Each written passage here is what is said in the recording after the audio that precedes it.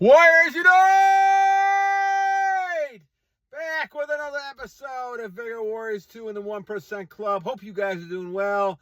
I thought I was going to get a chance to do more during the week, but we're at the end of the week on Friday, and I wanted to kind of get one in as I got a break here. Hope you guys are doing well, conquesting, making yourself high-value males and females, and making sure that you continue to follow God's purposes.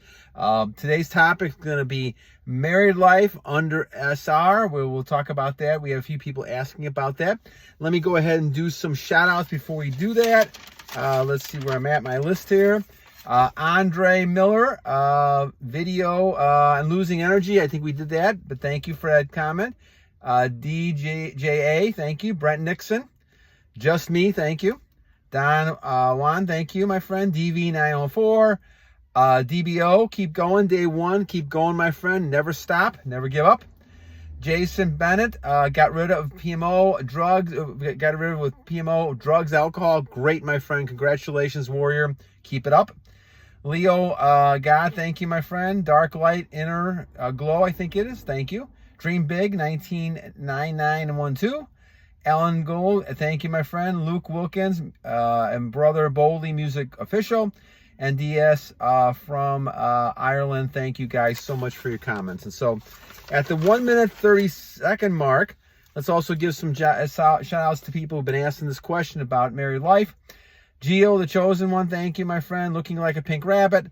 Luke Wilkins, Dream Big Arlon, and then Sleep Wise Sage, talking about having children. Why is that important? Look at this. So let's examine this again from a perspective in which we look at what the purpose is of all this. Now, we're in a society that wants to glorify having intercourse, releasing all the time, and doing all those things that make it seem like it's healthy and it's attractive and this is the way you should be. Well, in looking at a lot of research and looking at this over the last few years now as I've been doing this, it's obvious that losing your energy is not a good thing. And in fact, it could lead you, as we did before with masturbation, to being decrepit because you're losing energy. And over a period of time, if you do this enough, you'll see people age very quickly.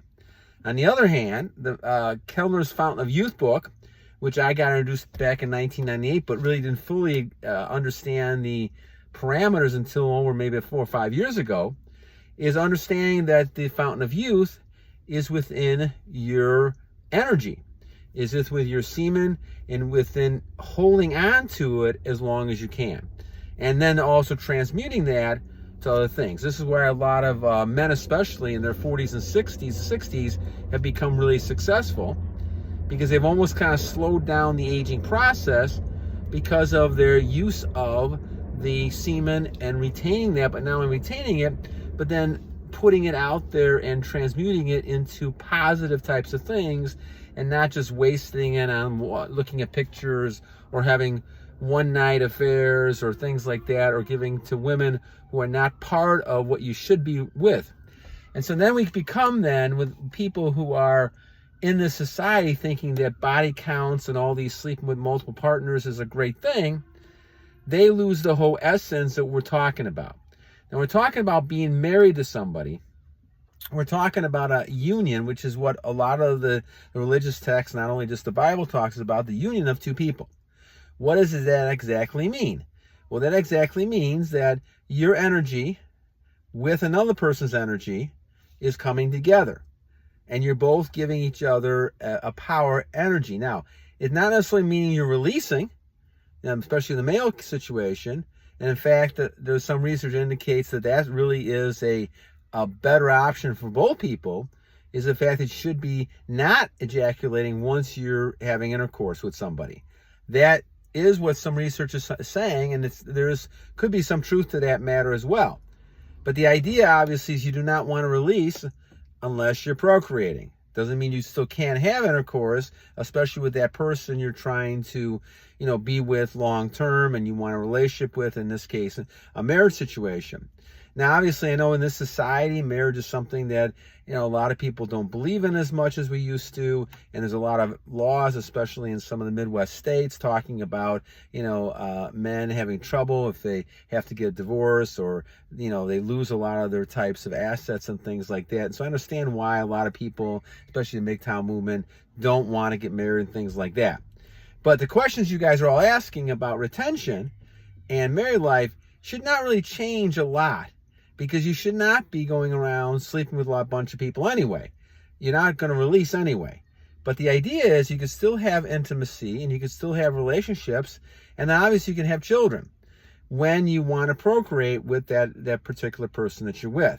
I think the key is, and we talked about this with the Oneida experiments, is that they had people be celibate until they actually be able to control themselves and have intercourse, but not going ahead and copulating, not going ahead and procreating, and going ahead then and having children later on, and it was very successful.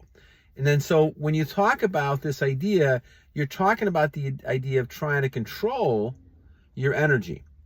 And as a result of that, you're going to be much more successful, and you're going to be able to transmute that energy to other things and become successful, but you're still not going to lose that excitement, that pleasure, that idea that you're going to have with the other person. And I think it's important to recognize that when you do this, and you recognize the idea that you can still have relations with your wife or someone who is in that situation, and hopefully it is your wife. But once again, I understand why people don't do this. And the idea is that you're trying to avoid being in a situation where you're by yourself, you're basically not with people, and you're basically, having that temptation to go ahead and release anytime you want to, and listening to what society is telling us about releasing. So there's a lot of things against being married in this society right now.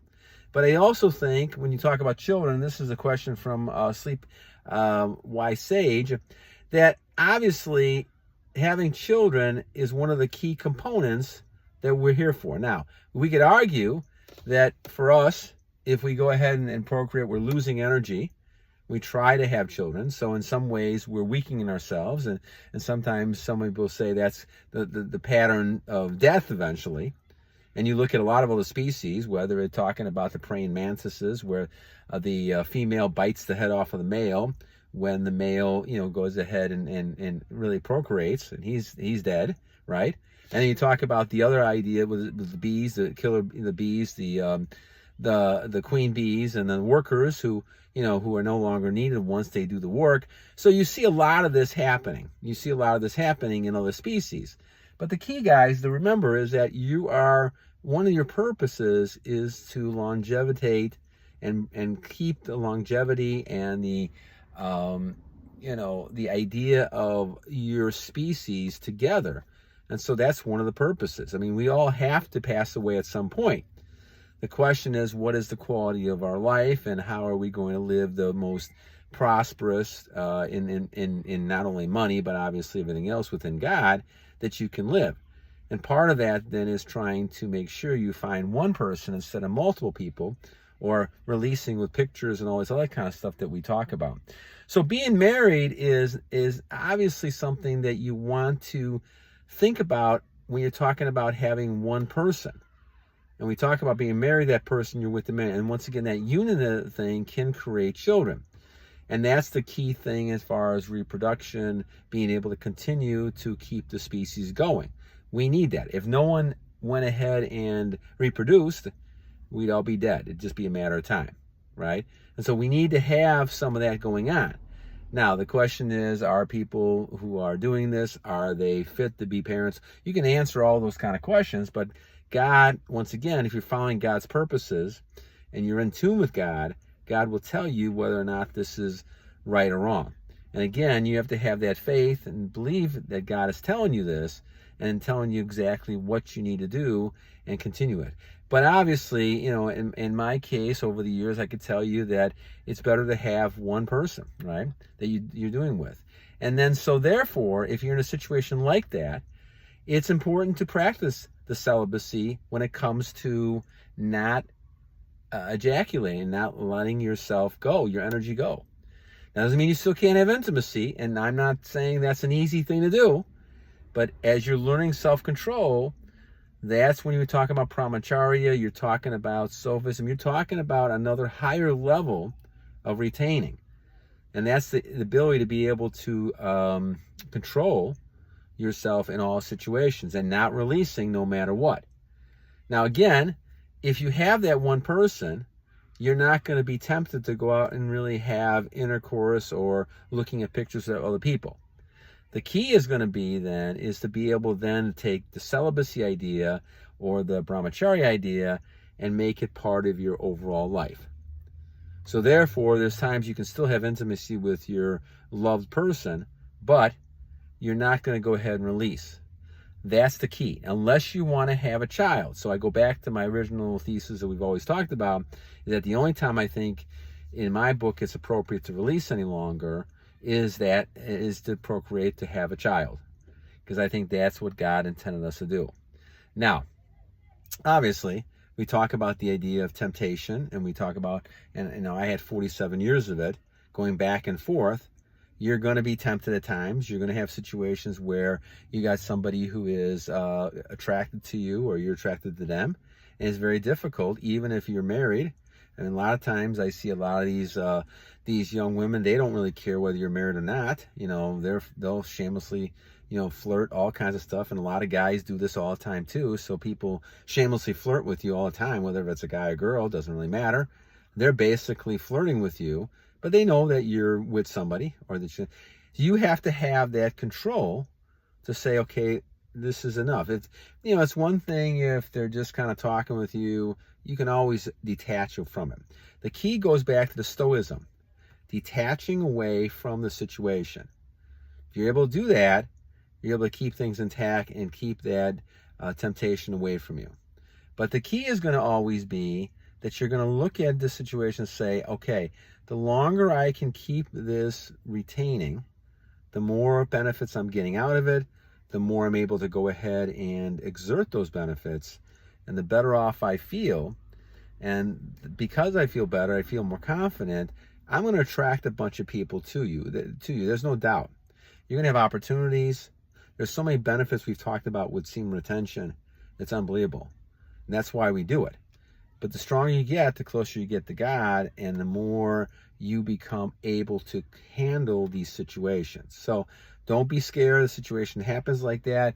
You do have to flee from temptation sometimes, but for most time, you can actually go ahead and handle it and work yourself out of a situation if you feel that it's a threatening situation as far as being tempted goes. And I think that's important to understand that you have that option. But again, I think we go back to Geo and looking like a pink rabbit and all the people talking about being married and how is it.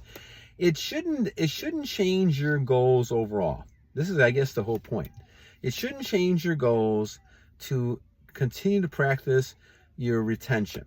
Now, you can always go back and look in situations and say, okay, maybe I made a mistake here, maybe I made a mistake here. Those things happen. But I would say from this point on, if you're in a situation, try to find that one person that you can spend time with, and that's the person. And if you're deciding to have, affairs with that person, then have that person be that person. And that person is going to be the person that you're going to be with. Don't waste your time looking for a bunch of other people all the time, because that's just going to make your life a lot more tempting and being able to kind of get away from God more. So that's the whole key to it, to find that person. Now, we all like to be flattered. We all like to, especially under retention. I know one of my things that I have to be careful of is the flattery. I do like the fact that, I'm getting a lot more attention now than I did years ago. And so it is a refreshing type of thing, but you got to keep it in perspective as well. You got to realize that you're still with the one person, and that's the person you're going to spend time with. And if you do want to go ahead and have any kind of intimacy, that's the person you should be doing it with. So the key is, my friends, is to keep this in your back of your mind as you do this. married life should not be changing what you're doing. In fact, Vigor Warriors and his wife has been talked about this and realizing that, it's important to keep the celibacy. And I do think if you look at some research, especially going back to the old research that was done in the 1900s, 1920s, you'll see that they talk about the fact that as people are married and once they have their children, they should be living lives of celibacy and get to know each other more and strengthen that bond between people. Not focusing just on the intercourse or the interaction between people. That's something that I think is really crucial for the betterment of that relationship. And so you can really have a lot of benefits, even though it seems like it's a situation where you're kind of trapped being married. And so obviously you can't have any kind of, girlfriends or boyfriends or things like that. But the idea is you're still following the same goal. The same goal is not to release. That's always the goal. I don't care if you're married or not. But the idea is that being married does make it a little bit difficult because you have the one person that your chances are having intercourse with, obviously. And if you're not, you're practicing brahmacharya and celibacy with the person, you're still doing okay. It's just a matter of keeping that to yourself. And then obviously, trying to have intercourse with a person and not releasing is a challenge. But it's something that, again, as you learn to do it and you're able to practice it and you understand that, you're going to be able to control that behavior as well. And then obviously you can still have the pleasures God wanted you to have with the person you're with, but you don't have to go ahead and release and lose that vital energy you have. That, as one of the German philosophers, I think it was Goethe or someone talked about, this is the time for the superhuman person, because they know they have control over one thing, and that's whether or not they're going to release or not. And that makes a difference in your overall health and the way you're operating. So I think it's important. So again, I don't think being married should change your overall goals. Obviously, you should have the same kind of goal to go ahead and be celibate, keep that energy, but doesn't mean you still can't have the fruits and the ideas of a marriage situation, because it is important to understand that you don't have to release. You can still go ahead and have that intimacy you want, but you just have to be a little more in control, and you can learn how to do that as well. And that's not necessarily a bad thing either. All right, so guys, I hope this helped. Thanks again for everybody who participated and helped with this question. Geo looking like a pink rabbit, Luke Wilkins, Dream Big Arlon, Sleep Wise Sage, and all the other shout outs we'll put on the list as I post this. I hope you guys are going to have a nice weekend. I'll try to do another one if I can Sunday. We're going to talk about dating, how to handle dating apps, all kinds of stuff is under this category. So please keep sending in your ideas. We'll keep putting them together. I'm going to try to clump them together, try to handle a lot of them at one time so we can knock out a main idea. All right, my friends, this Friday afternoon, hope you guys have a great rest of your day. And until we talk again, 2 things to remember. First, every day is a great day to a wise person and wise warrior you are. And number 2, guys, we have to always continue to, and it's coming, always continue to battle!